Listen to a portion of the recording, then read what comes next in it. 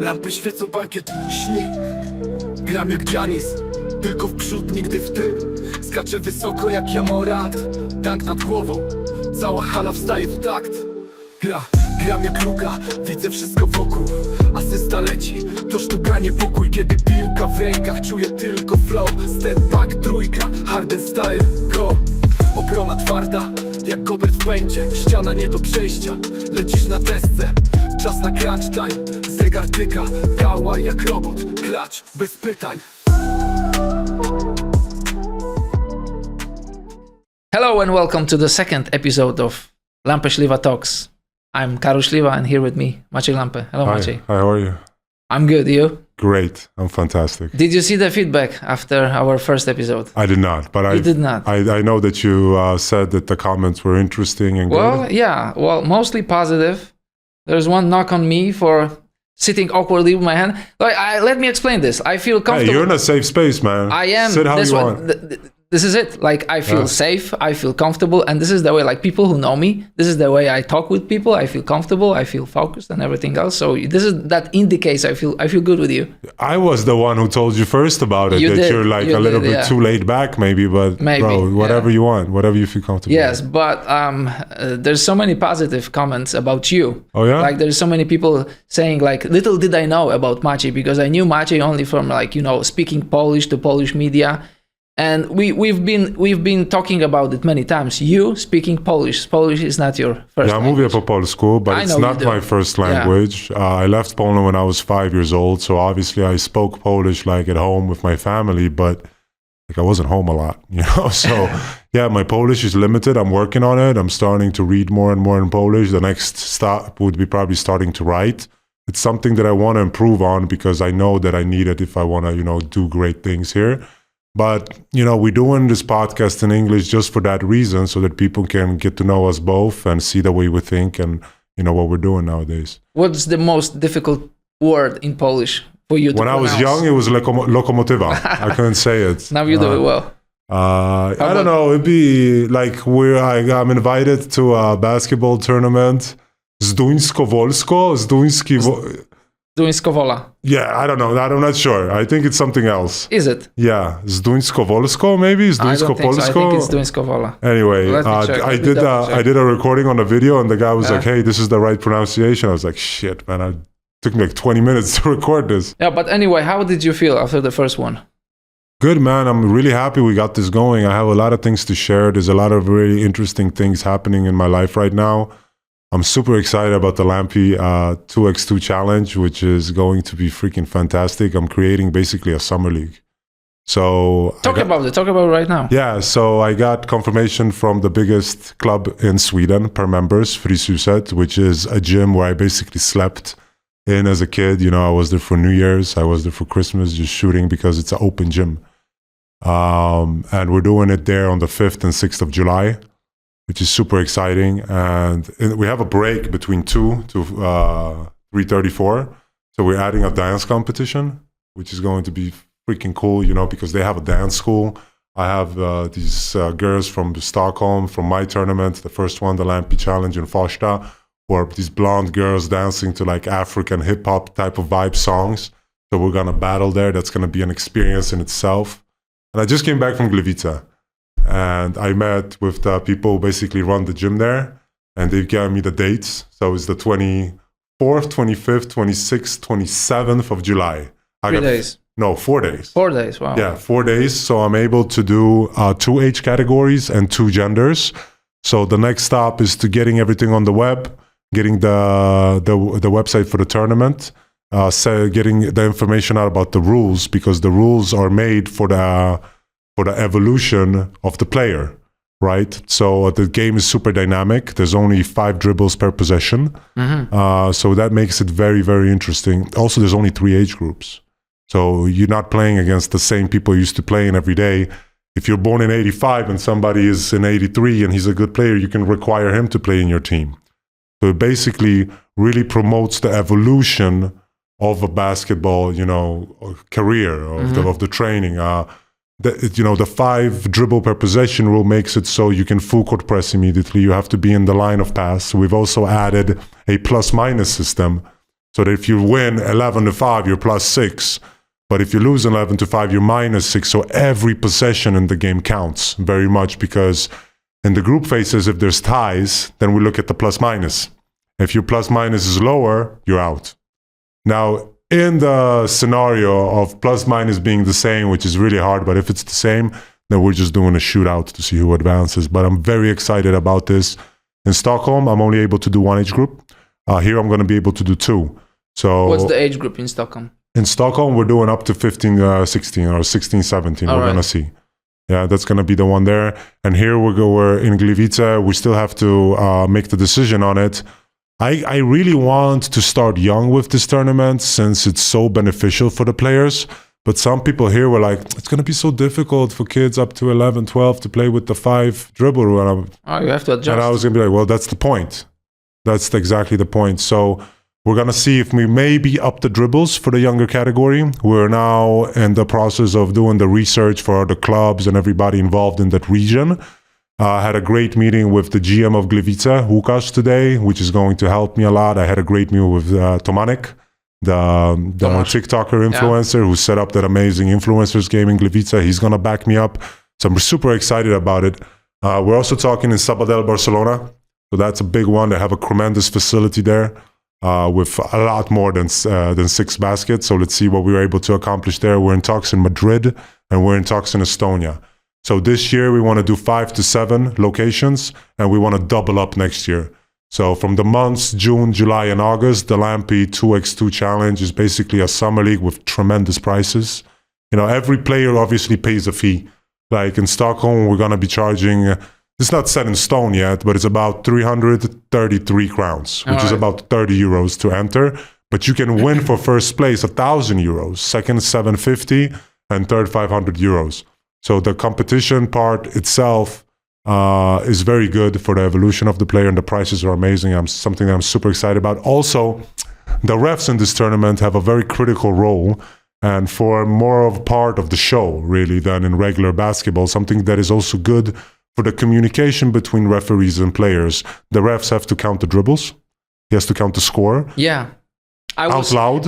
When you said it to me, I was already processing it in my head. Like, not only you have to officiate the game itself, you gotta be locked in. You have to be locked in. You got to be locked in. There's no count the dribbles and everything. We were else. talking, we're going to put the DJ there. And I was like, no, we're not. The DJ is going to play when the game is over. He's not going to be playing during the game. No. This is a game where kids and adults are going to be focused, as well as the ref.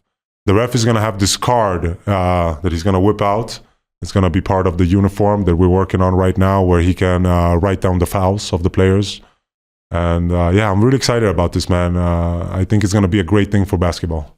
All right, so for now you got 2 locations locked in. 100%. That's Stockholm and that's Gliwice. Yeah. How about the further ones, the next ones? So we're in talks in Madrid. Yeah. That's the conversation. I mean, everybody just got back from Easter, so we're touching up on that. This is going to be more of an international event if it goes through, because they have dorms. So we can basically fly people in from this event, which is going to be cool. The one in Sabadell, I want to do more local because I want to be involved in, the basketball community in Barcelona and Catalonia. So I think that one's going to be more local, but that one is advancing fast as well. I have a meeting with them in the beginning of May. Everybody loves the idea. When I tell them, everybody's just kind of thrown back and said, wow, what a great idea. This helps with the evolution of the players. I obviously want to have 2 genders, so it's not only men. So people really love it. It's a self-sufficient tournament. It's not like I'm asking people for money. Like, okay, in Sweden, I have to go through a club in order to get the courts for a reasonable price. In Poland, depends. Depends how the situation looks. But I think I'm going to go through Gliwice, the basketball club, just to get their exposure and stuff. But things are advancing, man, at a rapid pace, and I'm really excited about this project. All right, so depending on the country, you have to face different legal aspects of the organization. Yeah, I think in Poland, with my name and me being a national team player, I have leeways, like, for example, the courts that we're getting for the tournament in Gliwice, I'm only paying the cost of the transport. All right. Which is freaking amazing. I'm going to be able to put my own logos on it and basically create a brand from the beginning, from the first tournament. So, yeah. Perfect. Yeah. How about the traditional 5-on-5 Lampe Challenge in Stockholm? Oh, man, we got 158 teams this year. Yeah, it's 27th, 28th, 29th of May. I'm going to be there this year. Me too. Yeah, great. Yeah, it's, as you know, it's a great tournament. We have a lot of different countries coming in. So yeah, just looking forward to that as well. You know, the finals are always super exciting. You know, they're usually played in Farsta. And yeah, just something, you know, that keeps your legacy going, keeps your name involved in, you know, the Nordic countries of Europe. All right, let's talk about basketball. The professional basketball, national teams, Eurobasket, upcoming Eurobasket. When we did our first part, it wasn't revealed yet, but now we already know 4 groups. We are playing in Group D. That's going to be France, Slovenia, Poland, Israel, Belgium, Israel. Want to talk about it? They're on a wave right now with everything that's going on in the world.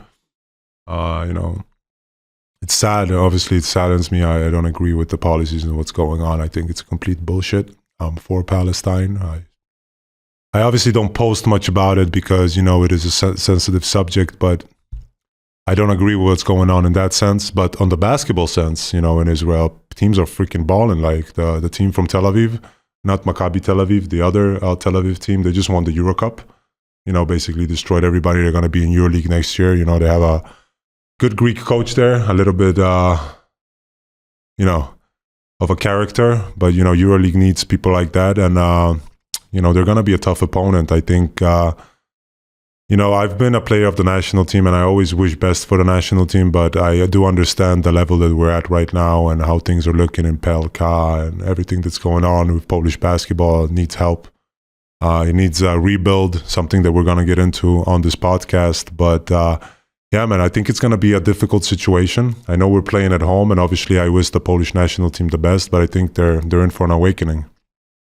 I would say so. Like, you got 6 teams, 4 teams are making to the second round. So to me, France and Slovenia are locks for advancing, and then you would have 4 teams competing for 2 extra spots, and that would be Poland and Israel. We have a history facing to each other, so sometimes struggling. And then Belgium. Basketball in Belgium is a little bit under the radar. Belgium is a difficult opponent. I think we can beat Belgium. You know, they have good players. Let's see what coach comes up with as a game plan for Belgium. That's going to be a very interesting opponent. With Israel, however, like when I played, and I've played in Israel as well, like you gotta, this is just my advice, take it however you want. You can't let them play their game. You can't let them play freely. When they play in this system, which in my opinion originally came from David Blatt when he was coaching there, which is a very free system where, you know, a lot of motion, a lot of changing the ball from side to side, a bunch of free play, you're going to have a problem with them. You know, you really got to lock them up on defense in order to win that game. And then the other opponent is what, Iceland? Iceland, yeah. Yeah, Iceland is tough. People are sleeping on Iceland, but Iceland plays a style of basketball that is difficult to adjust to because their centers like 1.90 m, super low to the ground, and they play a style of basketball which is basically annoying. You know, like you're playing pro basketball and all of a sudden you're playing just like a short team that plays super physical. There's no stars, but they play team basketball. Yeah, bro. Moving the ball. Yeah. They're, don't underestimate Iceland. So what's your prediction? Are we making from the group? I don't think so. You don't think so? I hope so, but I don't think so. Let's count it. Like I said, France and Slovenia, they are locked to make it to the next round. Yeah, I agree. And then you have 4 teams fighting for 2 spots. That would be Poland, Israel, Belgium, and Iceland. And essentially it comes down to winning against Belgium and Iceland. Mm-hmm. Which is doable. Yeah, it's doable. What do you think about Sohan's role? Is he playing? He says he's playing. I would love to see him play. I think he's a phenomenal basketball player. You know, his athleticism is underrated. I think he's having a great season. I hope he plays. You know, it's going to be a tough thing just coming from the NBA and playing immediately for the national team. I hope he plays. I hope we're stacked as possible. But I hope Poland advances, to be honest with you. But just like thinking about it, like it's gonna be hard. Like it's not gonna be easy. I know we got a home court advantage, but you know, Iceland is tough. Like don't sleep on Iceland. They're a very tough opponent. And Belgium, I don't know much about, to be honest with you. I've played Belgium a couple of times in my career. There's a guy, Tumani Kamara on Blazers. They recognize him? I think so, yeah. He's really versatile and really good on defense. Yeah, you know, I think they invested heavily in their basketball program, and they're a very good opponent as well. So let's see what happens, man. You know, you never know, but I hope the best for them. But I do think that they're in for awakening. I think a lot of people involved in basketball in Poland are completely blindsided by by recent results, and also about the wave from the World Cup in China, right? Where nobody talks about this, but in the qualifications, the best players from the EuroLeague were not able to come to the qualifications, so we qualified, and we got the group of a lifetime, and there was success. And always success is nice, but right now I just think that they're flying a little bit too high. But I hope them the best. Obviously, I want them to advance. I would like to see them get out the group and continue into the next rounds, but I do see it very difficult. Do you want to talk about Polish basketball right now? We can, yeah. I think it's something that needs to be discussed. I mean, for me, it saddens me the fact that when I come to a Polish basketball game, it's like a cluster of stickers everywhere on the floor, even on the backboard. Like, it's the only league in the world who has a sticker on the backboard. Like, it's such a viocha, to be honest with you. And when you have that many stickers on the floor, like, you just increase the chances of injuries for the players because the material changes. Oh, yeah. And people don't even... It's not even like a factor here. Like, I had a conversation at the Barca game. They're like, oh, everybody's always injured in Football Club Barcelona for the basketball team. And I was like, you guys are playing on one of the hardest floors in the EuroLeague. You're not meeting EuroLeague requirements. You're paying the fine after every game because you don't want to change the floor. And then you think, why is everybody getting injured? They're almost playing on asphalt. Like, you're playing 4 sports on the same floor. Sorry to interrupt you. I've heard there is concrete underneath the wood, right? It's ridiculous. They got to change the gym, or they got to put in a EuroLeague wooden, hardcourt floor, hardwood floor, which they don't. And so then that's not even a wood? What's the surface? It is some type of wood, but it's not like the EuroLeague wood. Like when you go to Panathinaikos and play, all of a sudden you're like dunking like you never dunked before, or like in FS Pilsen, because they have that court, which is basically like an NBA court. When you play in Barcelona and you fall, it's a lot harder. Like, everything is harder. Like, every step is harder. And people, like, I don't know if they realize that or not, but and going back to the Polish thing, like, the thing that we need to get to, and we need to take steps back in order to go forward, in my opinion, is that we need to be able to develop our players in this country in order for them to have a career, not only in Poland, but abroad, right? And right now, when I go to the PLK games, I walk in, there's 1 Polish kid playing and 9 Americans. How many Americans do we rotate per year in the Polish league? Too many. It's like a ridiculous number. Somebody told me they had like 19 changes on one team. Like, it's so dumb. Like, the reason these guys are playing in Poland is because they can't get jobs anywhere else. They're playing here for 1,500 to 3,500 a month. How is that helping us? You know what I'm saying? I think that one of the most important things for PLK to do is to put 3 Polish players on the court at all times. That should be a rule in Poland. It's not like it's an American league. We need to develop our guys for our national team. And in order to do so, they need to play. And in order to play, they need to get paid.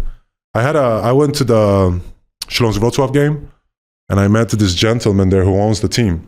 And I told him, like, I don't like going to the games because a bunch of Americans playing. And he's like, the Polish kids want too much money. And I looked at him, I was like, you rather play somebody that's not going to be influential, the longevity of Polish basketball, than to our players? Pay our players. If the Polish players see that, hey, I can get enough money to buy an apartment, I can get enough money to buy my own car, I can get enough money to go abroad and play, and even have enough money for the club to make money off me, by the other team paying the buyout, then you have a business, where you're able to create players and later sell them for your benefit. When does that happen here? Never.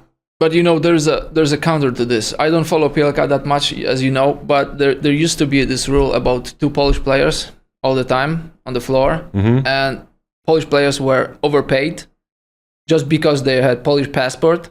Let them be overpaid. All right, let them be overpaid. What is overpaid to you? Well, I'm not the one who's paying, but What is overpaid? Why do you say they're overpaid? That's what They're playing in their country, in their league.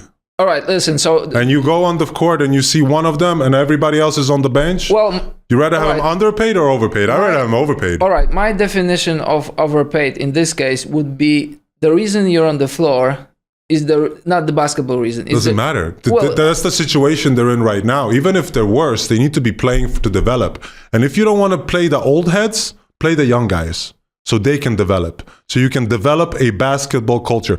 Another thing that it's a big lack of in Poland is Polish coaches, Polish coaching clinics.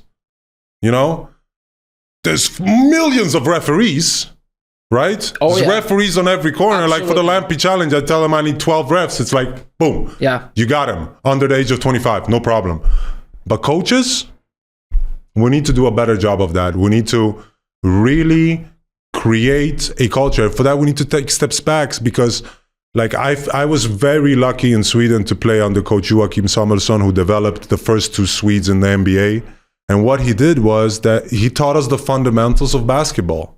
The right fundamentals, to make a left-handed layup, to know how to go off 2 feet, to know how to position your body, know how to run the lanes, know how to have good shooting form, know how to use the spit, whatever the move may be, you know, transition, whatever defensive schemes. He taught us that so that later on when we went up a level, we were already prepared. But here, over the last 10 years, we have so many basketball players that have like terrible habits of just bad basketball in their DNA that is hard to like change. So we need to go back. We need to go back to these kids, not only men, but women who are 10, 11 years old and make sure that the fundamentals are there. Because if you have the right fundamentals, like in any sports, then you're going to be able to be good at it if you continue practicing. Now, if you learn bad fundamentals and bad technique, like it happens constantly in this country, then we have a problem. So to me, the best indicator that something is not working well is that NBA players we've had Polish NBA players. Of course. That's yourself, but raised in Sweden. That's Marcin Gortat. Well, it's so obvious. It hurts to talk about. We only had Cezary Trybański, and then Sohan.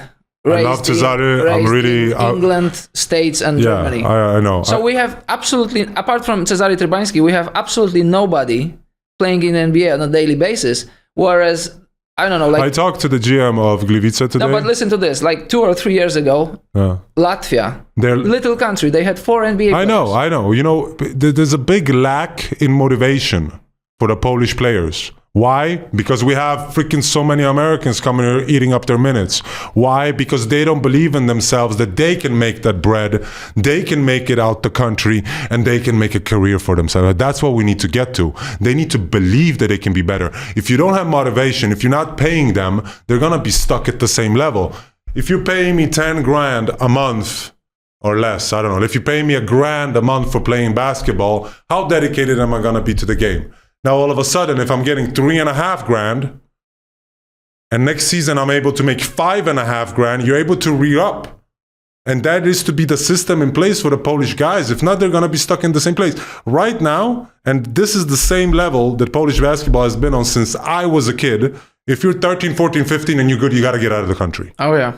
Which is sad, because the potential is there. Look at our country. Look how big it is. It is. Look how many good players we have, how many bodies we have. We need to be able to develop them. And people don't understand, like, this is good for business. Like, once you're able to develop Polish players, you're going to be able to sell them to other teams and get tremendous money for them. Like, I paid my buyout to Real Madrid, it was $2 million. Like, they paid probably like $200,000 for me for being there for 3 years, and I gave them $2 million back. Ching ching for them, you know, but they gave me the tools that I needed. This needs to be changed. This is ridiculous. Yeah, but again, we go back to somebody has to be willing to take step backs. And I know who is. There's a 4-year plan. Of course, you got the owners of the teams. Instead of taking step backs and bringing up young Polish players, they take whoever who wasn't undrafted, whoever. They don't know basketball. Most of these people don't know anything about basketball. Polish league is the worst league in Europe. Where else are these Americans going to play? Czech Republic and Albania? Maybe. That's the only countries they can go to. Italy's not taking them. Spain is not taking them. Portugal is not taking them. You know what they're doing? They're developing their own. They play for the stats. As you told me, trampoline season, trampoline situation. You make stats and then you go to different league for more money. It used to be like this when I was a kid, and I used to see it in like coaches' faces, because there's no, like, to be perfectly frank and honest with you, there's no culture of basketball here. There's none. There's no winning culture. We don't have an identity of a Polish national team, of the style we play. Like, I remember we played, I think it was in Eurobasket, and guy comes in, he's like, "Oh, we're gonna be medalists," And I was like, Who said that? I think it was, I don't even want to mention his name. Somebody. But Player but the coach was there too. The German coach was the German national team coach. Detman? Oh, not Detman. No. What was his last name? It doesn't matter. But they were like, I was just looking around, and I was like, okay, there's a couple of guys from the Polish league that have been playing together. And then there's a couple guys who play abroad, which was like 4 of us, who have never played together. And they thinking like, it's like, you have to build a core. For national teams to be strong, you have to build a core from cadets. These people need to be playing together from cadets to juniors to senior. You have to keep that core in generations for you to have success. You can't just be picking players here and there, trying to assemble some type of team. It's not how it works, Basically... that was Dirk Bauerman. Bauerman, yeah. Basically, we got 4 years to do the work. I'm backing up... I don't know if I should say this yet. I'm backing up a person that I think would be a good candidate for the presidency of PZKosz, because the things that are going on right now is just it's not good for the next generations of players. And it's a sport that, like I said before, if you put like 1,000 people together and you watch basketball with them, like 2% is gonna know what the is really going on, because there's no culture here. Can you reveal the name of that individual? Yeah, I had a meeting with him in Valencia. He's the guy who's providing the courts for the Lampe Challenge. And he doesn't... let's not, because there's a plan. All right. Yeah. Give us some glimpses of the plan. Well, the plan is to change the people that are in charge now in 4 years, because basically the same guy has been in charge for 12. Then he threw his little puppy in there for a little while who didn't know anything basketball, got on the way from the world championships, and they think they're on a level that they're not. This is the truth. And also, like, the thing that happened, like, Gortat doesn't have good relationships with PZKosz. Adam, who played abroad in Spain, has terrible relationship with PZKosz. Me, I have terrible relations. So every real, like, basketball player who has played the game on a high level has terrible relationships with the Polish Federation. What does that tell you? Other federations, like, hire the right people for the coaching staffs to work. We have Łukasz Koszaryk for PLK. I'm not saying anything about Łukasz. I played with him from a young kid, but we all know what the f*** is going on, bro. Like, yeah, we know why you're there. And then again, you go back to the situation that Polish basketball is run by A, politicians, B, referees. You got Lithuania, Sabonis. You got Serbia, Bodiroga. You got Spain, Garbajosa, and so on and so on. And they're protecting this lie. Yeah, you got politicians because they know that the country doesn't know about the game. So if you go and talk publicly, the average person is not gonna know. And also, like, the system that has been in place, like I told you, of Polish players, like, if they're good, they gotta get out the country. That sucks. We should be able to develop them to 12, 13, and then from 13, 14, 15, 16, 17, they need a good place to play. And when they're 15, 16, 17, they need to go out from the first team. Just like they have in Trefl, with Pierwsza Liga, with First League. That's the best thing that could happen. But of course, Zan Tabak doesn't want to do anything. He just wants to focus on the first team because he doesn't care about the development of Polish basketball. But that's how it should be. There should be a second league in place in PLK, where these players can advance to the PLK, from the first league to PLK when injuries occur on the first team. Not only in games, but in practices. This gives players a new perspective.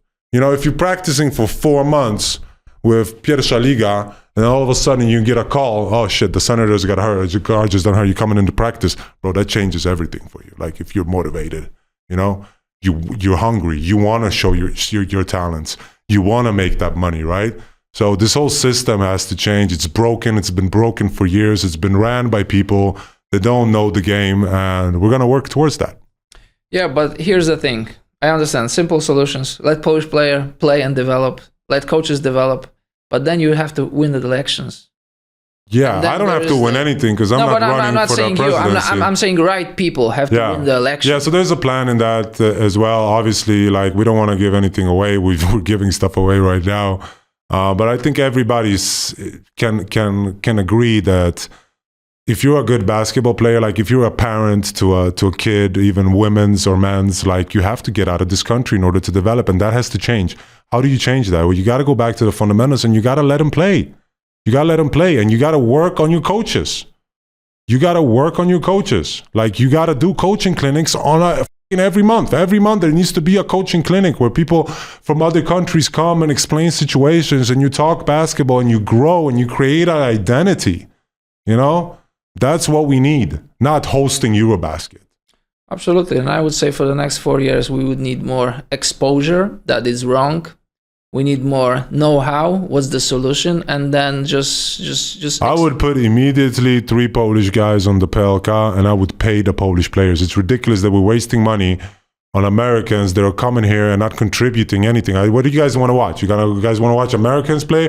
Or are you going to be happy and proud of your countryman being successful and developing? Look at a country like Russia. Like we used to have, I think, 2 Russians on the court at the same time. And people like Fridzon, Sergei Monya, Timofey Mozgov developed into players and they've made bank.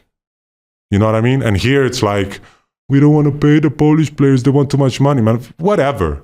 Pay the guys that deserve to play and the guys who have the potential to help the country develop. Not guys who come here for $1,500 and then leave. It makes no sense. Yeah, but you being an owner of a team, I would play with 23 and down. Yeah, absolutely. So as we said from the beginning, make somebody take steps back, and then you're competing for a championship. You're gonna get American players, and here's the plan. Half of the teams. But listen, half of the teams that are competing for the championships can't even advance to Eurocup. Don't even want to advance. Well, that's true. They want to sell their spot. So it's not like they're competing for a championship, really. Well, for the local championship, Polish championship. Yeah, that's what I'm talking about. If they win the domestic league, they're in the Eurocup. Half of the teams don't have the budget to enter the Eurocup. Yeah. So don't give me that they're trying to compete to win. You have to change the whole mindset here. You have to develop Polish players. That's what you got to do. You have to develop them from a young age. How do you develop them? By playing them. Yeah, let them play. You got to play them. You got to develop and Polish coaches. That's what you got to do. You got to give him chances after chances after chances. It does, and you guys think that we're bringing over. It looks bad, or they're not going to play well. Well, you give it some time. Absolutely. Give it 3 years. See what happens to these guys in 3 years. You know how big the development of a 15-year-old to 19, or 16 to 19, or even 18 to 22 is. It's a completely different guy. Absolutely. Like, you know it yourself, I know it myself, because I'm working on those markets, Finland and Sweden. Basket Etan, Division 1, only Swedes. In Finland, only Finns. And then you would have, we can smoothly go to team Group B. That's gonna be Germany, Lithuania, Montenegro, Finland, Great Britain, and Sweden. They're gonna play in Tampere. I'm coming for that. Great success for Sweden. The last time they played Eurobasket, that was 2013. Watch out for Sweden, man. Huh? Yeah. 12 years gap. Hey, Jonas Repko, shout out to you. Hit me up anytime. I'm still waiting for the call. Jonas is a Swedish-born player that played in the Detroit Pistons, an NBA player. I would really like to have you on the podcast, as you know, so hit me up, man. So then listen to this. 9 million country. They have 2 NBA players, Bobby Klintman and Pelle Larsson. Yeah. It tells a lot about their system, and it tells a lot about our system. And again, you know what? You can always pinpoint. I think it goes from generations. You know, it's not. Sometimes you got to get out the system. Like for me, it's not like if the system is not in place, don't be part of the system. You know what I mean? You have to create your own system. You always have to put yourself in the situation you can develop the most. So once you've won stuff at your age, you got to play against older players, even if it's not as fun anymore. But you got to understand that's part of the development if you want to get to a level. You know, and that's what these kids did. You know, they weren't really part of like the Swedish basketball system because it's not great either, you know. But is it better than Poland at the moment? Arguably. Arguably, yes. Arguably, yes. Yeah. And Poland is a bigger country with much more potential. Absolutely. So it's just like, come on, guys. Like, let's, instead of putting 500 different sponsors on the court, which is like a cluster for your brain when you're playing, which increases the chance of injury, don't put any. Clean this shit up. You know, and develop our guys. If you're able to sign maximum 4 foreigners per team, you're going to sign more quality foreigners. It's going to be harder for you to pick the foreigners that you sign. Foreigners that are beneficial for the Polish players that they're playing with. Not 19 per one team, in and out, because you guys don't know what you're doing. It's ridiculous. It's my point.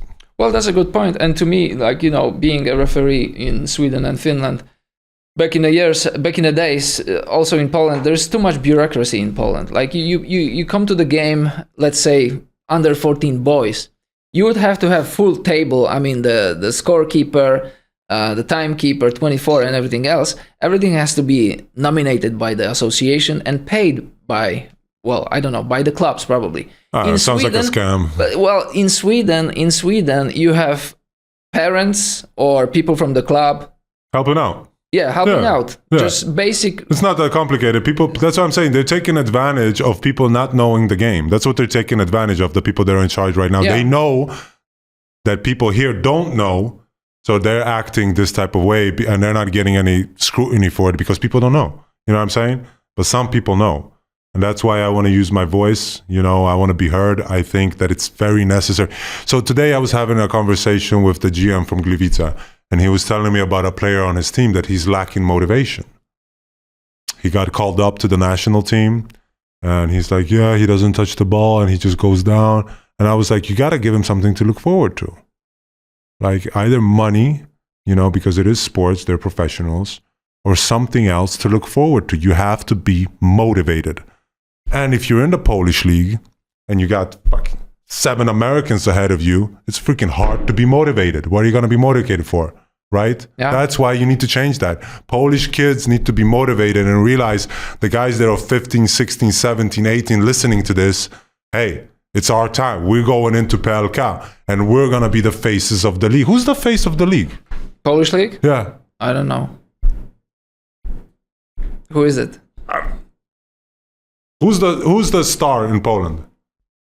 I don't know. The guys from Trefl, Schenk, and the foreman? Probably. That's where we're at. Well, I had a chance to see the game live in Lublin. Start Lublin against Dziki Warszawa. Maybe Denzel Anderson. I had a chance to talk to him after the game. The Swede? Yeah. Yeah, he's a cool guy. He's a cool guy, Yeah. But to be honest with you, I don't know. Cool, great job by Dziki Warszawa, right? It's a new organization. Yeah, They got a good little crowd at the games. They brought Williamson. Yeah? His first name Jared Williamson, I think. No, it... I keep messing up names. I'm sorry. I'm bad with names. He was there. I went to Africa with him. He played for the Pistons. He played for the Raptors. Yeah. I'll check. Williams. We talked on the phone. Mad Dog. Yeah, great guy. Super athletic guy. He's doing like a Euro tour. He's going to be in Spain in June or July, so I'm going to see him there. Shout out to him. He wants to be a part of the podcast. Jerome Williams. Yeah. Jerome. But all right. So that's Group B. Let's say it once again: Germany, Lithuania, Montenegro, Finland, Great Britain, and Sweden. Who's making to the next round? I would say Germany's good. Yeah, Lithuania. Probably. I would Then put them on the top. Then you would have Finland as a home team, and then Montenegro, Great Britain, and Sweden fighting for the final. Yeah, I think fourth Montenegro spot. and Sweden will be fighting for the 4th. I would say so too. Great Britain and Sweden, I'm sorry. I don't know how Montenegro is doing. Well, they are, well-balanced team from Balkans. Yeah, but it's not like it's Serbia, No, they are not. But, yeah. It's going to be a good group. It's going to be fun. Yeah. I'm looking forward to this Eurobasket. Hopefully I can be at as many games as possible. It's going to be fun. I have to make my decision between Finland and Poland. Obviously, I want to see Poland and support them, but... Make sure you're at the Lampe Challenge, bro. I will. That's in August and September. 5th? I mean the Eurobasket. That's in August and September? Yeah. Oh, so it's after. Perfect. Yeah, it's after. Great. It's perfect. Great. Perfect timing. And then we would have Group A in Latvia, Riga. That's Serbia, Latvia, Czech Republic. No, it's not Czech Republic anymore. It's Czechia. Did you know? I did They not. officially changed the name. It's not Czech Republic anymore. Czechia. Yeah, so Skoda is changing their name too, or? I don't know. We'll see. And then you have another fun fact. Another team, another country that had changed the name. It's not Turkey anymore. It's Turkey. Because, there was this connotation between this bird, Turkey, and the Turkey, the country. So now you have Turkey. Okay. That's a fun fact.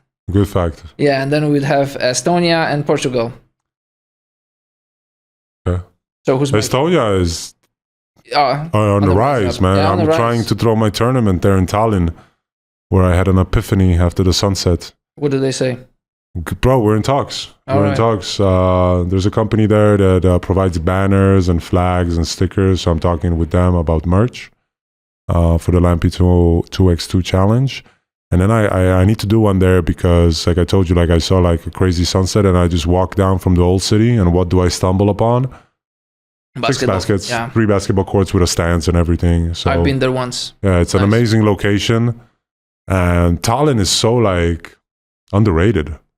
Like I was there, it's beautiful. Like the old cities there is one of the most beautiful like old cities that I've seen.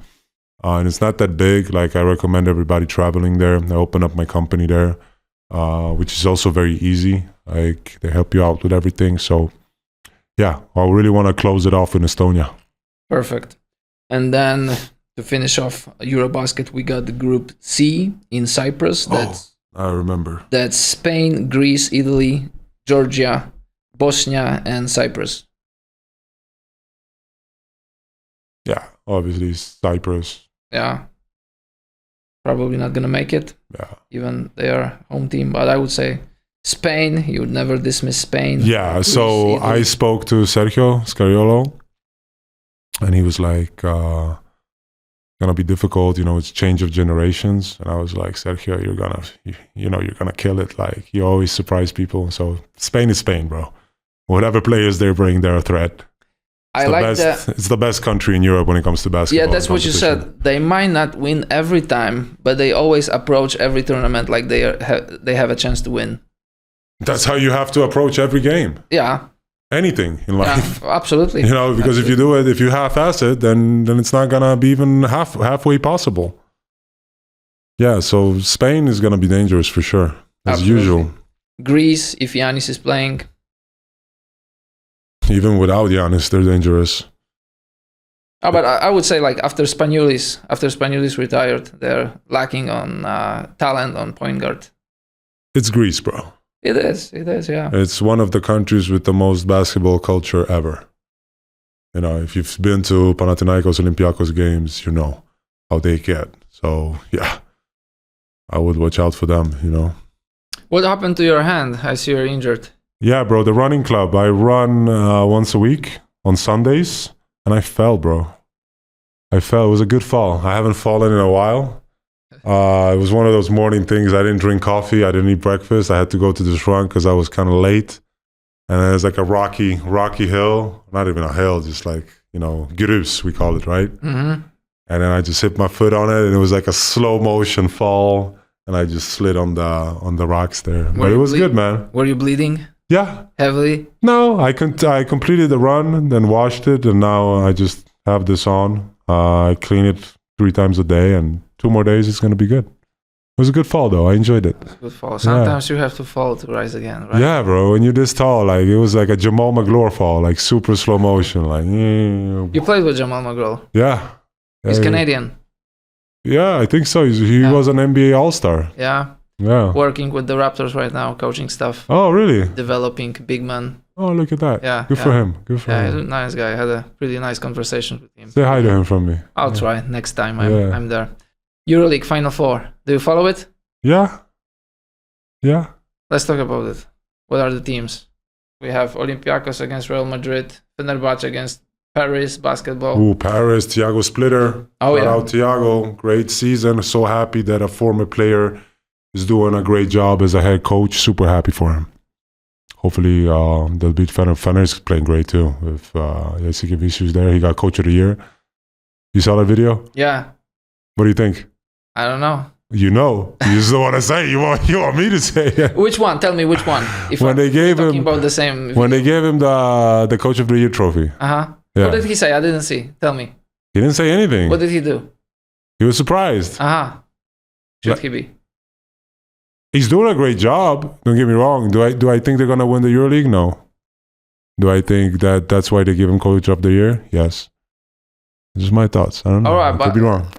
Speaking of former players coaching, you told me a couple of years ago that you would like to coach someday. Yeah, I feel like I'm a coach, bro. Like it just comes naturally to me. I've been through so many coaches. I've been through what's now the best cantera in the world, Real Madrid. Like I started it. Like all of the shitty situations they had to learn from, like they did it with me basically. And then, you know, I was in the NBA from 18 till 21, 22, which was like a school for me. And then I've played on like, you know, the best clubs on continents. Of course, so yeah. I feel like I have tremendous knowledge and tremendous experience. I feel like even if I'm not coaching, I just feel like a coach. You know, I think it's in me. My father was a coach. So what is or what would be the philosophy of your team if you're coaching? Defensive-minded, offensive-minded, balanced? Depends on the team. I mean, obviously, we want to just put ourselves in the situations to win every competition we're in.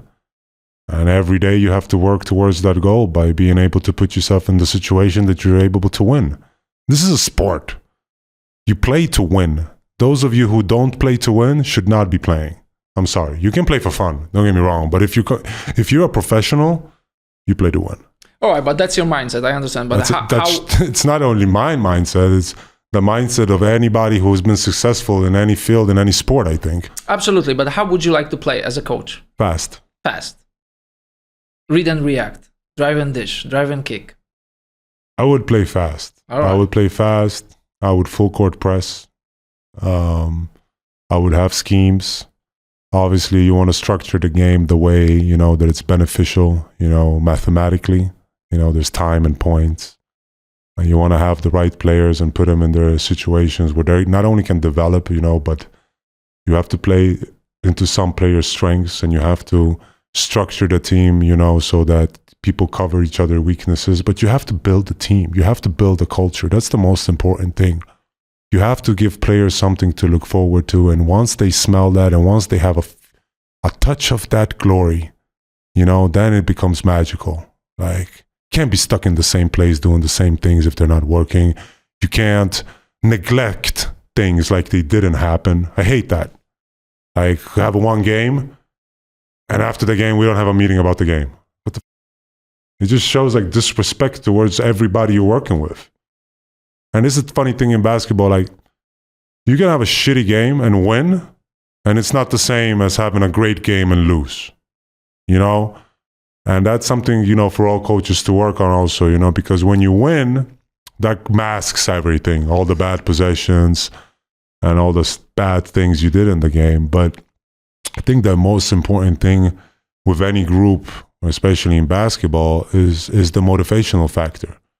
So, like, you have to strive for greatness every day, and you have to strive, you know, to get better.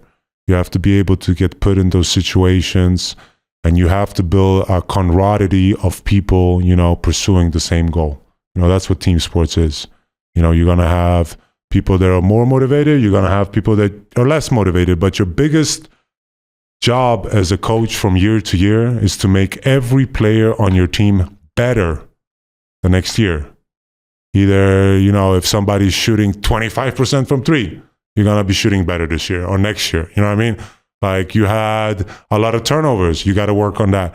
You know, there's a lot of things. Basketball is a complex sport. It's not like an easy answer to give you, like, how I'm going to be playing. It depends on the player that I have on the team. Obviously, I want to play fast. Obviously, I want to play aggressive on defense. Obviously, I want to be a very detailed coach. You know, I don't want to mess around with things that don't involve an objective. So I don't want to lose time. You know, but, you know, I know that day's going to come one day. Perfect.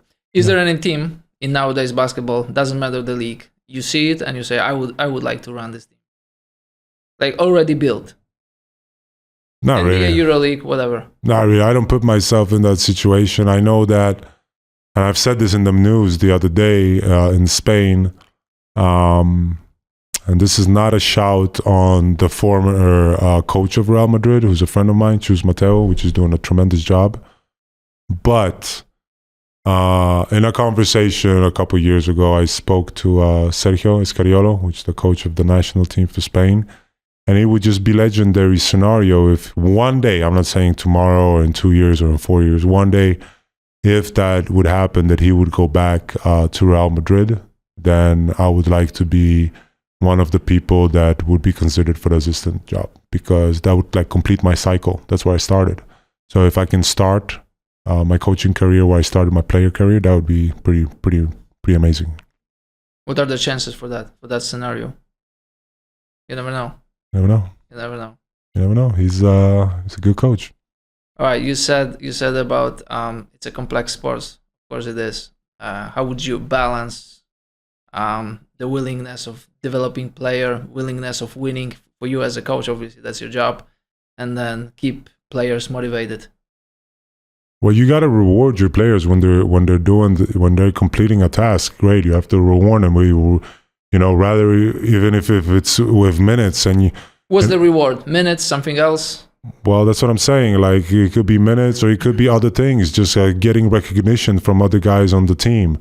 There's a lot of things. Which for me as a player, what makes it hard is when there's always the same attitude.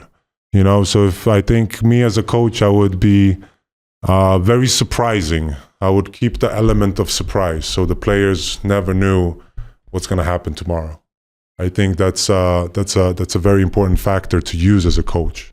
Because if you're always doing the same stuff, it just becomes like a habit. But if you change shit up, and even if you win, like for example, if you win and you as a coach is not satisfied, say you win by 2, but you should have won by 20, you act like you lost. That builds on that character. That builds on that strive for greatness, because that's what I'm saying. Like, a lot of times it's masked. Like, you play a game and we'll win. We could have lost, but we won, and we don't talk about what happened. Like, I hate that. You got to hold people accountable. You have to give them rules. You have to give them goals. You have to explain everything in detail of what we're trying to accomplish in every scenario, not just like blah, blah, blah, we're trying to do this. No, this is what we're doing. This is why we're doing it. This is how we're going to play. This is how we're going to take the ball out. Who's attacking the glass every freaking time. Basically a rule book for your whole team from A to Z. How you want players to act on the bench, how you want your coaching staff to react to different situations, how you want the equipment guys, everything plays a key. Everything, absolute everything. That's what I'm saying. It's complex. It is. Like, when you're coming in as a coach into a team, as an example, Duško Ivanović. Like, he has his philosophy and he has the way he does things, and a lot of players used to hate him, organizations used to be sick of him, but this is his thing. This is how he does it, and he's stuck to it, and he's had success. Like, I think... Sorry to interrupt you, what was your attitude towards him? Did you like it? Or? Yeah, I was cool, because I knew what I was getting into. I know the Serbian mindset. I've been around Serbians and people from ex-Yugoslavia my whole life. I know the way they think. I just knew that I couldn't make faces, and I had to agree with him. That's all I had to do, and it was good. Yeah, no problem. And going back to motivation, what was your motivation during your career as a player? I mean, in the beginning, like I told you, was Scania, for example. Like, we wanted to be the best team in Scandinavia, which is 5 countries. So yeah, that was motivational. Then obviously the motivation was to choose national teams. That was motivating.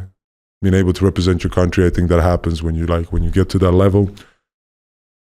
But that's what I'm saying. Motivation has to always be there. Like the chat with the GM from Gliwice, he was telling me about this kid who's like not really motivated. Well, what does he have to look forward to? It could be a lot of things. I mean, after the national team, obviously we played our first tournament and I wanted to get out of Sweden, so I signed with Real Madrid. That was motivating. When I signed with Real Madrid, I wanted to play for the first team as soon as possible. You can find motivation in anything.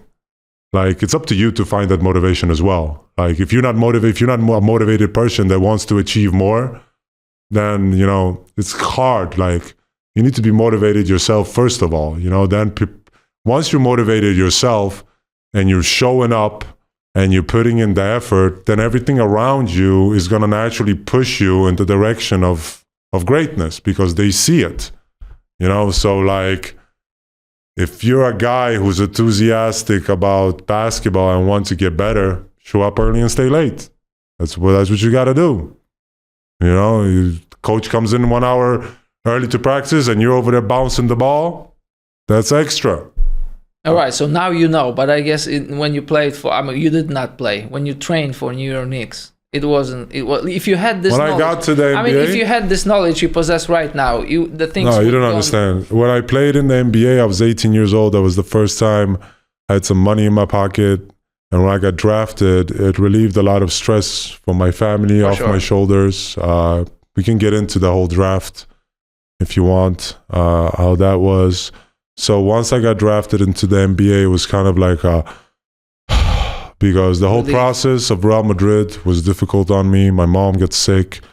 When we arrived, we were supposed to live in a hotel. They got kicked out of the hotel. There was a bunch of stuff that happened that weren't really professional and were very difficult on me, you know?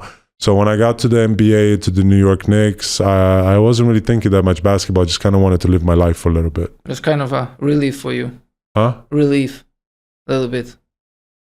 Well, the whole draft experience was a crazy experience too, because I had that big buyout. So when I was in the green room, we got a call from Milwaukee at like 16 or 15, and they were like, "We'll take you, but you got to play another year in Europe." And I was like, "No." So I dropped to the first pick of the second round, which was an experience itself, like just sitting there, you know, not knowing what's going on. First in Madrid, we were having issues from my family side because we signed a city contract. Yeah. You know, we signed an 8-year deal. I got out in 3 with a big buyout. So my dad was, you know, we were having issues at home, and my dad was fighting with the team, and I was young. I just wanted to live, bro. I just wanted to get out, and I just wanted to live. So that time in my career, when I got drafted, basketball wasn't the first thing on my mind. I wanted to see the world. I wanted to experience everything, you know. I wanted to go out and have fun and do other things. You know, I didn't play. Then I got traded to Phoenix, and I sharpened up a little bit.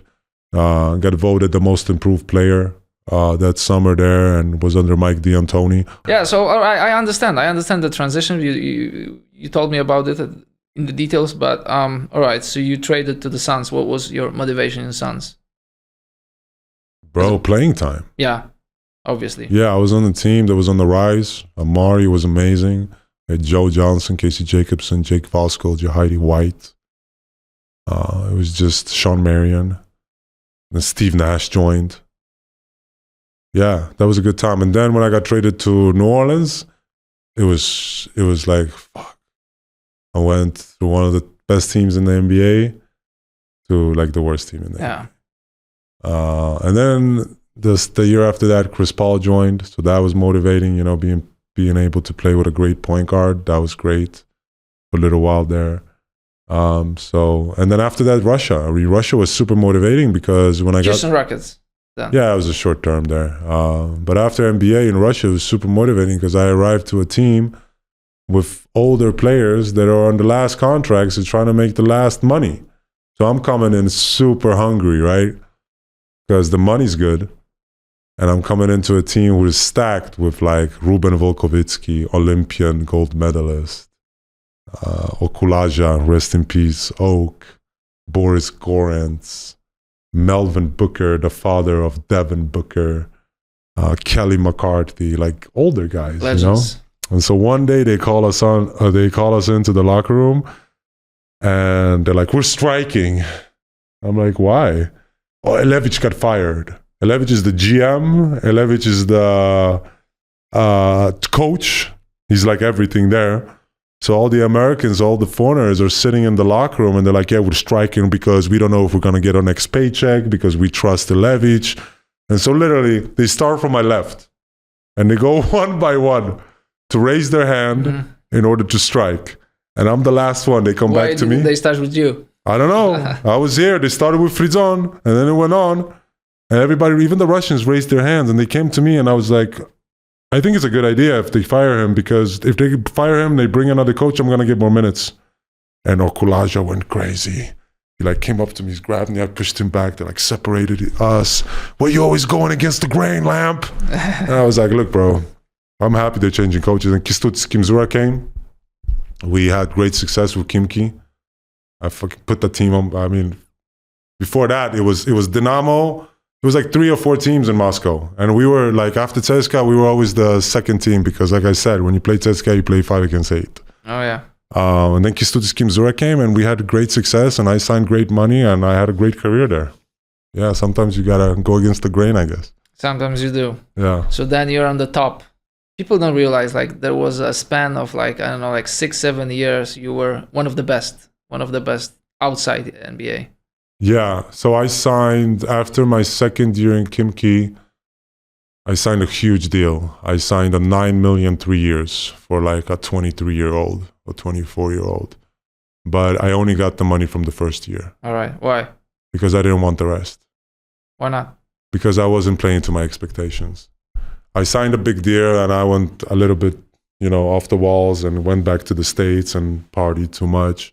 I came back, I wasn't in my best shape. We had a stacked team.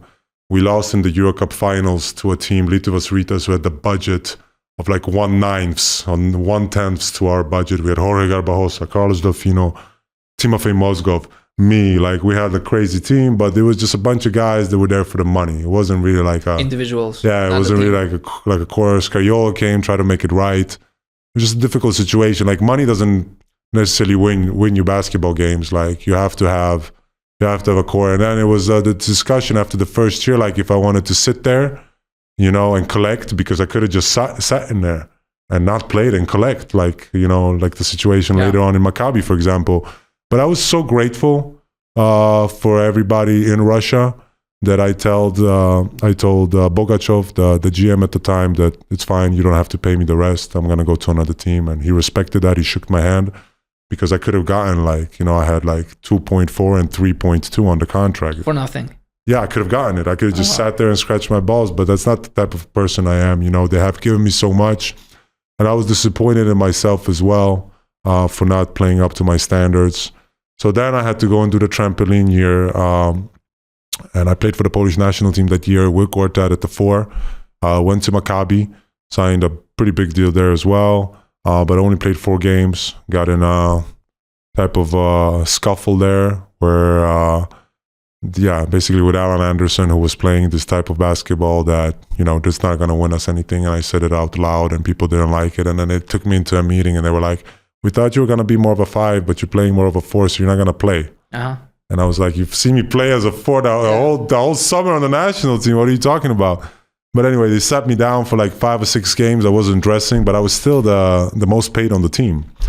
So Shimon, the owner, like he's a legendary guy in basketball in Tel Aviv, comes and has a meeting with me. I was like, okay, let's have a meeting. And he's like, I found you a team. I was like, really? He was like, yeah, you're going to Bilbao. I said, you don't tell me where I'm going. Are you going to pay me or I'm going to leave where I want to go? He just looked at me like that and just got up and left. I left.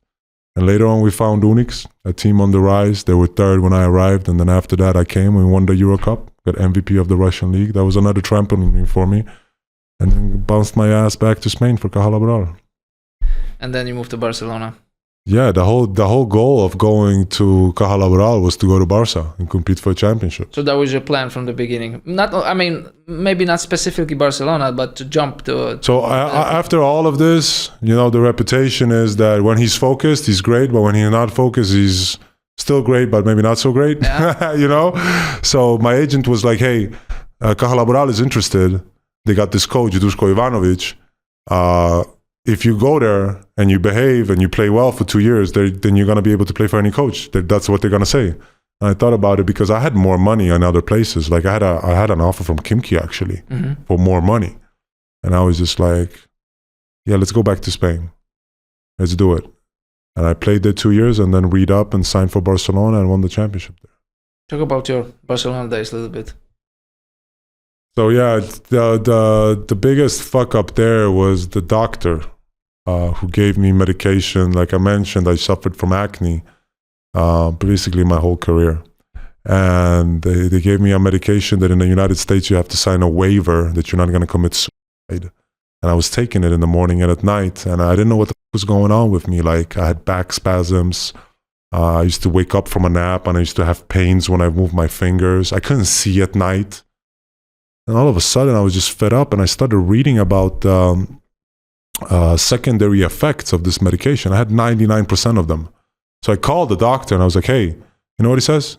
He says, don't believe everything you read on the internet, bro. Really? Wow. I hung up the phone. I was there at 8 in the morning in Xavi's office and I cursed all of them out. I was like, you guys are idiots.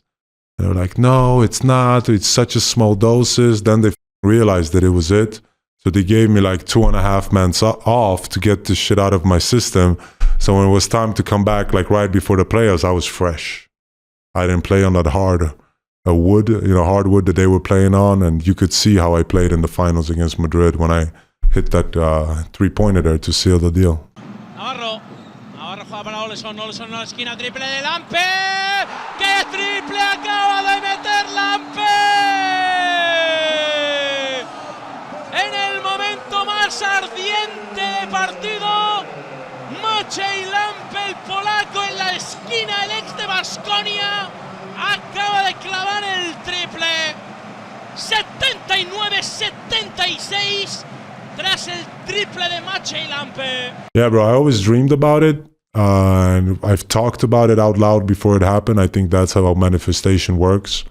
You know, because obviously I'm very thankful for Real Madrid for giving me the tools that they provided for me to develop as a basketball player.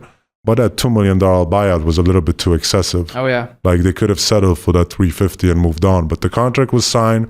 I'm not blaming anybody for it, but I was paying for their franchises in those years when they couldn't win. Like I remember, I was like, oh, this guy's getting probably 500,000. He's probably getting my money. You know what I mean? Like I paid my dudes there. So when it was time to competing against them, like I remember, like I was playing as Felipe Reyes, I was playing as Borussia. Like I know those guys. You know, those are my opponents. Like Felipe, I knew well. I used to play against Felipe when I was 15, 16 in Madrid. You know, so it just came natural to me, and I always wanted to beat them, and I had the chance to do that, so I took advantage of it. So after Barcelona, I really wanted to go to China. You wanted? Yeah, because my relationship with Xavi Pascual was broken. Like he played me against Madrid, but he didn't like the fact that I came into his office and cursed him out after this medication, right? So he signs Dolman and Tibor Pleiss and plays me as the fifth center. So I'm getting like garbage minutes. I'm playing like a minute 30, or I'm not playing. The guy who just basically won you the championship. So I'm pissed. You know, I'm calling my agent. I'm like, I want to get the fuck out of here. And he's like, no, stay put. They're going to need you later on. So they go into the Final Four. I remember this like it was yesterday. They play Madrid in the semifinals. And the day of the game, he's like, you're not going to be dressing. Okay. You know how much they lose by? 20. 40. Really? 40. And then we play against Tesca for third place. Who does he dress? Me. 18-7, I think I had. And we won the game. The Barcelona experience, just because of that factor of that medication, put a lot of, critical like situations where it was me against them, because they didn't believe me. It was shitty. It was done by them. It was prescribed by them. I just told the doc, like, hey, can I have something for my pimples? I have pimples on my back, like sometimes like these pimples burst and my shirt is bleeding. Like, and after that, so I went to Beşiktaş. I went to Turkey, which was a new country, never played there. You played for Detman from Finland. Yeah, exactly. Detman and Lassi. He came in there. And the problem with Beşiktaş is that they don't pay players on time and they don't play coaches on time. Mm-hmm. So like 3 months into the season, everybody's pissed off and everybody's complaining, and so it wasn't like the ideal situation. But I needed another year to enter China, and once I entered China, I was good again, because when I entered, there was 2 Europeans, and the year after me, after my first season, when I took Shenzhen to the semifinals, there was 8.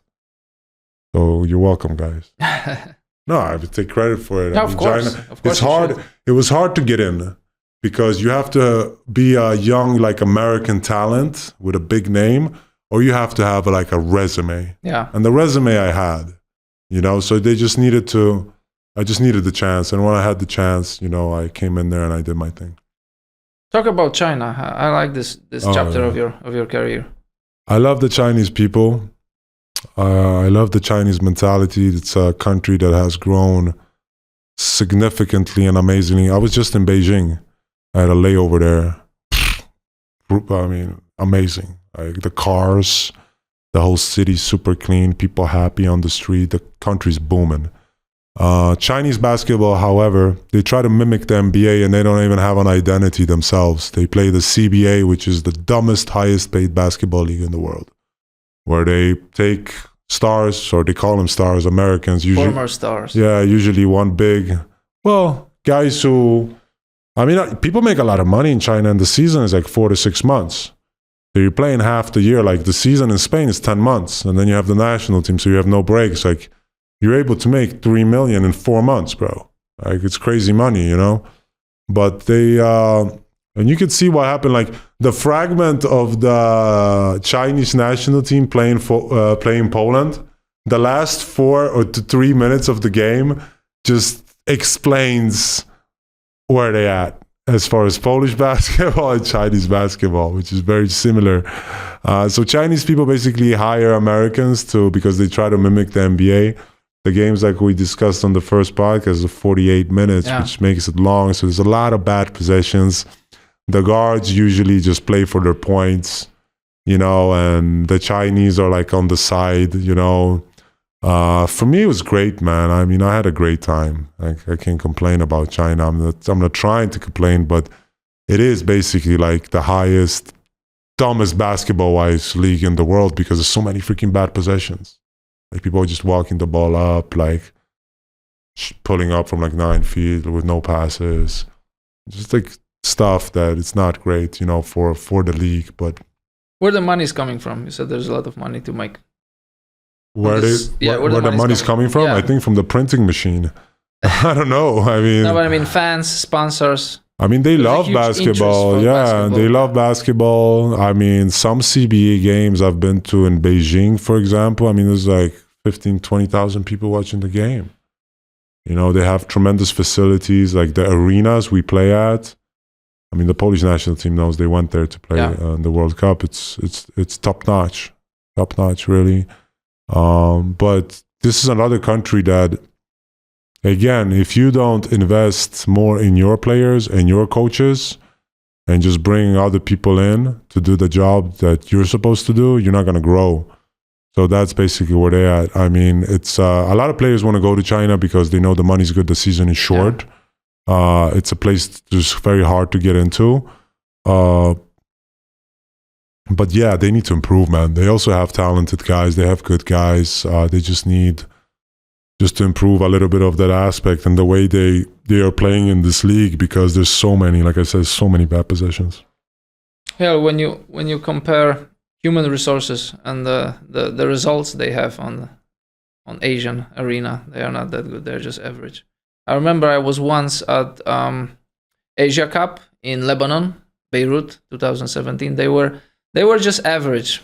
Yao Ming was there as a president of Chinese basketball, but they were solid, but not too good. They have good players. They're just playing in this system that is not. They don't have their identity as a Chinese league. They try to mimic the NBA. So when you're trying to mimic something that's already in existence, it's not going to be the same because the culture is not the same. Like, for example, like the Chinese people, this is probably what they live so long also. Like, you know what time they eat dinner? No. At 6 p.m. 6:30 they eat dinner. Everybody eats dinner at that time. So like if you try to do 2 practices a day, you have to start at like 7 in the morning, 8 in the morning. If not, you're not going to have time to rest. It's another factor, Culture-wise, it's different. So that's why I think they need to change a little bit the system there too, because they have potential. They have good players. It's just mentally-wise also like, I was told this when I arrived. They were like, if any Chinese player comes in your face, you just have to tell him 2 or 3 things and he'll back down. And it's like a mentality thing. And it was actually like that. Like, they're so used to behaving well and being in, I guess, under the regime. Yeah. As a citizen in of China. What do you call it? In the communist type of way. Yeah. That's what I'm saying. So they say when they call the cops in China, if the cops come, somebody's going with them. Like, it's not they come and they talk to you. Like, if there's a problem, somebody's leaving. And mentally in China, it was like that. I remember playing some Chinese dudes, like, the mental age I had over them was just insane. Like, I was feeling superior, basically, which I guess in sports, sometimes you got to try to feel that way. But in retrospect, like we were talking about Yao Ming the other day and how good of a guy he was and how difficult it was him to become like a monster. Oh, yeah. I mean, he was a great player and a monster, don't get me wrong. But like if he would have had a little bit more of that American mentality, I think he could have been even better, right? Absolutely. Yeah. And then moving on, after China, you went to Bahrain. You had a little episode in Bahrain. Oh, yeah. So they do a tournament there. So I get back from China after that first season, and I'm having a little bit of a hip issue. So I got surgery on my left hip when I was playing for Caja Laboral. Right before I signed the contract, I needed a surgery, and a hip surgery takes 6 to 8 months to recover. So I missed the first couple of months of that season, and I come back to Spain, and I'm feeling it, right? So I called the medics, and I'm like, hey, I need to get an MRI with a contrast, because in order to see deep inside the hip, they have to inject you with a liquid. Yeah. And if that liquid goes out, it reveals everything. It reveals where basically and if your labrum is torn. So they come back and they're like, yeah, you got a torn labrum, like almost, I think it was like 1 centimeter and 4 millimeters. Wow. There was a big tear. And I was like, so I need to get surgery as soon as possible. I'm about to sign a new deal there. And I called the doctor that I had the first surgery with, which is like the god of hips, like the instrument that all the doctors use for hip surgeries, he invented. Who is he? Mark Philippon. Where's he from? Like Canadian French. All right. Yeah, he lives in Vail, Colorado. That's where I had my first surgery. I hit him up and I tell him, and he was like, bro, I just left Barcelona. I was just there doing a surgery for a tennis player. And I was like, well, come back. And he was like, I got a schedule. I was like, I got to come back now. So he came back. We set it up on Easter, actually. I had my surgery on Easter. Nobody was working, so we got all the staff together, and I explained that it's very important that I recover as soon as possible. And we did the surgery, and then I came back. And once the team had found out that I was hurt, they still signed me. But how much time did it take you to come back? Well, yeah. So when I get there, they signed Jared. He played on. His name is Jared something, like a heavy guy. Jared Salinger. Yes, heavy guy, right? Yeah. Light skinned. Yeah. Yeah. So he comes in, and they start the season with him, and this is putting up like 40-point games. Oh yeah. But he's playing like a ball hog. Mm-hmm. So I'm sitting there watching this, and the Chinese, they don't really know basketball, so they think like he's better than me, right? And a couple of weeks into the season, I go into the owner's office, and they're like, basically saying they're sorry. I didn't really know what they were doing because I was so focused on my workout. Mm-hmm. And then the next day I got a call from agent. It's like, hey, they wanna stick with Solinger, mm-hmm.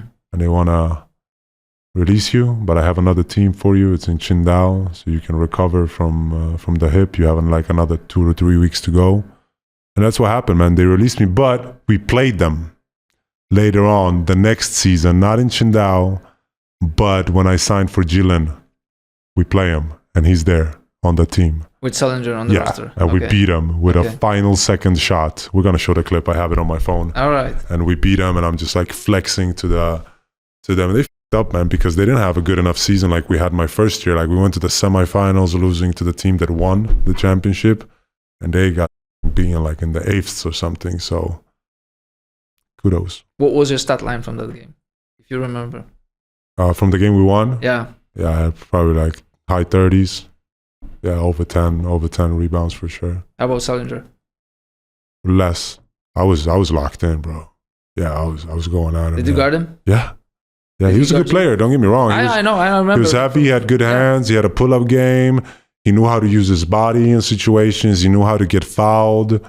He could shoot the three, so he was a problem, But that game, like, I remember, like, we were playing in Shenzhen, and we played at the arena where I started playing for that team. It was like a weird arena. I just remember getting ready for that game. I was being in the zone. I know that my son was watching it at home, and we're basically like winning the whole game. And with like 1 minute left, they like tie the game or go up by 1. And the coach doesn't panic. He keeps me in the game because he understands. Like he doesn't put the other American in. Who's the coach? Who was the coach? Dodo, we called him. Chinese? The Chinese coach, Okay. yeah. So Was he good? I love him. He wasn't like great like basketball-wise, but he knew how the Chinese think. And we had a great, like we made the playoffs with the team, which was what they wanted to do. Like it was a low budget team. I was coming off an injury. I needed to prove myself again. And he didn't let Dominic back in the game. he kept me in the game, and we're down 1 with, I don't know, like 3 seconds to go or something, and we draw up a play. The play gets messed up. One of my mates like receives the ball on the wing. I cut, I get it, I score.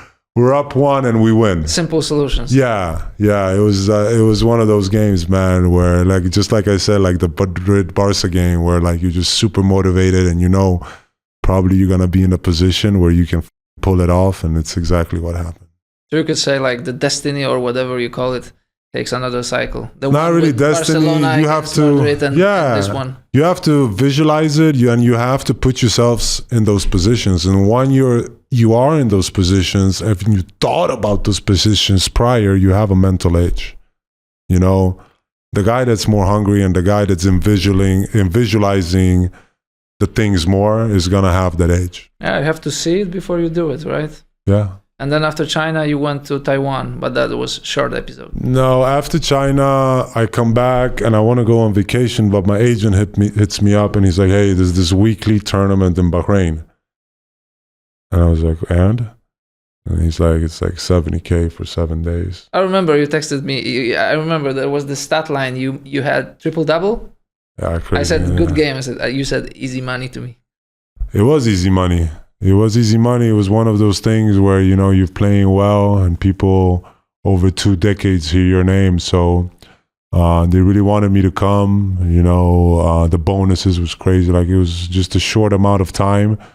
I had actually bought tickets to the Maldives. And I get the message from my agent saying, hey, you want to play? And I'm like, $70K for... Yeah, I want to play. Course. Yeah, I'm going. Like, I'm tired. I'm going.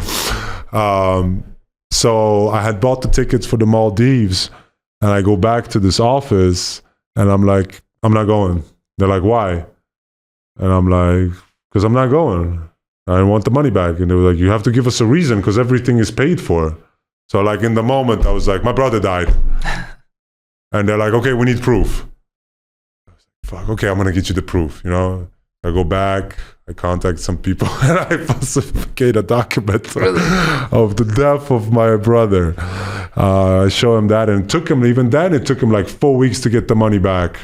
And not all of it, which was annoying, but I got the money back, and I went over there and I played in this tournament. And your brother is fine, by the way. He's still alive, yeah, he's still alive from what I know. But I don't talk to him. I don't talk to him because he's 9 years older than me. We moved to Sweden, from Poland when I was 5. He was 14, so the move was difficult for him. He had the Polish mentality. You know, I was a kid, so for me it was great. And once I started being successful in sports, he just started getting jealous. When my dad passed away, he asked me to please forgive him. I forgive him and tried to have a relationship with him, but then for what? For all the bullshit that he was like trying to do. Like, he was basically trying to get money out of me. That's all he ever wanted. And once my mom died, I gave him cash money to put up the tombstone for my mom at the cemetery, and he didn't do it. He took the money. Really? So from then I don't really talk to him. But growing up, I wasn't really near him either, so it's not like a big deal for me. I don't even know what I told you this. You did, yeah, I remember. So after Bahrain, I signed another deal in China. Oh, this is the time where the national team is playing in the World Cup, right? 2019. Yeah, this is when the Polish national team is playing the World Cup. I go to the Lampe Challenge, and I get in a cab from the hotel to go to the tournament with my son, who was like 4 or 3 at the time. And I get in the cab, and I'm trying to put the seatbelt on, and all I say is like, where's the seatbelt in the car? And the guy that turns around, the driver, is like, where have you been? You don't know where the seatbelt is. Just like kind of screams at me. My son is there, so I'm like, cool. Grab the seatbelt, put it on. And then when he accelerates super fast and like stops super fast. So I'm like, we're leaving. I take the seatbelt off my son. I get out the car, and he's like, you got to pay. I just left and go to the trunk to grab my bag because that's where the wallet is. I wasn't even not thinking of not paying, but obviously I didn't think I should pay because we went like 2 meters. I grabbed my bag, like a duffel bag. He grabs the bag at the same time. I pull the bag, he pulls the bag, I swing, I hit him in the back of the head with my right arm. Police comes, I explain what happened. Was it in I Sweden? apologize, yeah. All right. I said, I'm here for my tournament. This guy tried to fucking take my bag. It wasn't like I wasn't going to pay. He's like, say that the cop tells me to say that the bag is damaged, so there's no blah, blah, blah. I was like, okay, it's damaged. So they put it in the report, and it was nothing. I go to the tournament, and I start shaking players' hands to congratulate them for winning the Lampe Challenge. One guy shakes my hand. I'm like, oh, all blue. I broke. It's called like a boxer's injury. So I break my bone. I break this bone right before I'm supposed to go and play in China again. Right before COVID, 1.5 for 4 months. The Polish national team is like, hey, you want to play? You're going to play, right? You're going to play. And I'm like not saying anything because I don't want it to get out. I know if I tell the Polish national team that I broke my hand, the Chinese going to find out that I broke my hand. I'm going to lose the 1.5. So that's when they freaking idiots came out and said, he wants so much money to play for the national team. That's why he didn't come. Obviously, me and my agent on the phone with them together called them and told them, hey, this is the situation. Don't leak it out, please, because you might lose the contract. Because in China, it's not like it's guaranteed. Yeah. You have to go on a weekly basis to get paid. So they bullshitted and went out in the Polish press and they were like, yeah, he's an asshole. He doesn't want to play for the national team. He wants too much money. So you became the scapegoat of the situation. I didn't care, to be honest with you. Like, I was just like, it's nothing new. They're always making up shit anyway. And after that, I went to China for a little bit. I was still recovering from this. It took way more than it was supposed to take. I think it's because the humidity level in Spain is high, so it takes more time for your bones to freaking heal. I get there, I'm still hurt. I signed with Jared Baylison, what's his name? An American that played for like Milwaukee or something. Jared Bayless. They're on the team in Sichuan. And then all of a sudden, Jared bounces. He leaves. And I'm like, where's Jared? They're like, he bounced. We're getting a new American. We don't like him. Fuck. Started hearing news about COVID. So I bounced. I said, fuck this. I'm going to go back. I'm going to pick up my son. You never know what's going to happen with this. I'm still hurt. I can't play anyway. Let me just go back to Spain and try to figure it out. So I go back. I lose that deal. Then COVID happens. Nobody's playing. Then I signed in France. I signed in Poland for a little bit, which was a mistake. And then I signed in France in Limoges. And that's pretty much sums it up. And then... there was this little episode in Taiwan. Oh, Taiwan, yeah. So... with the funny name, what was it? Hero Bears. Yeah. There was a beer in the name. Yeah. Their sponsor was a beer, yeah. So I get there and I freaking pull my hamstring. And a hamstring tear takes a long time to heal. And if you get back too early, which I've done, it just takes more time and it's a headache. So I get there. They pay me and I give them the money back because I didn't play in any games and they respect me for it. And I come back and basically I don't tell anybody, but I retire. Yeah. Silently. It's good. Yeah, it's fine. I didn't need it. I mean, obviously it would have been cool to have like some type of celebration or even have the national team acknowledging it, or you like didn't want your farewell tour. Backing it up. But now looking back at it, I think it just motivates me more to approach my next goals in life, because that behavior by them lying in the media and them not saying anything, just trying to completely wipe me off the map, just like they did with Wachinski or other players, is bullshit. And yeah, they got something coming to them. All right. So let's finish up here. I think we're good, right? Yeah, something is coming, and it's coming in next episode, or maybe following episodes, right? Well, the Lampe 2-on-2 challenge is coming, which is a amazing opportunity for boys and girls, men and women, to get better in basketball. There's only 3 age groups, so you're going to be able to compete against younger and older players. The game is super dynamic. There's 5 dribbles per possession per team rule, which makes it extremely competitive, where if you have a defensive rebound, you can full court press. So it makes it hard to get out the 3. If you pass it, then you have to be in passing lines. which basically makes the game so that players can develop. The prices are amazing. The tournament itself is a new concept. Nobody's doing it. And basically, I'm creating a new summer league from the months June, July, and August. Perfect. Yeah. So we're going to put all the details in the description, but Yes. is the signing up already? No, the signing up is going to happen within the next 2 weeks on the website, maciejlampe.es. The Lampe 2-on-2 challenge is going to have its own website where you're going to be able to sign up for the tournament in different locations. I got to mention the Walk Again Foundation. The walk is 104 kilometers in December of this year, spreading awareness for my friends, basically free rehabilitation center. So you don't have to pay for rehab. If you really need the rehab, you can go there completely free. We're doing the walk in December, so we're walking and spreading awareness about this. And I got to mention Olawash, this company, which kind of revolutionized the laundry industry. Like I told you, you get a bag of 6 kilos or 12 kilos, and you have a monthly subscription with 4 pickups a month. Just makes time management, for you a lot better. You don't have to worry about washing your clothes and drying them and stuff. You get them within 24 hours folded and clean. So that's another great company that I feel proud of being involved with. And again, I forgot, Just for Sports, the apparel, amazing customizable basketballs. You can put your own color scheme on them. You can put your own logo on them. Take about 5 weeks to make. The minimum order is 50. I'm representing this, and I'm trying to put them in various clubs and various basketball organizations across the world.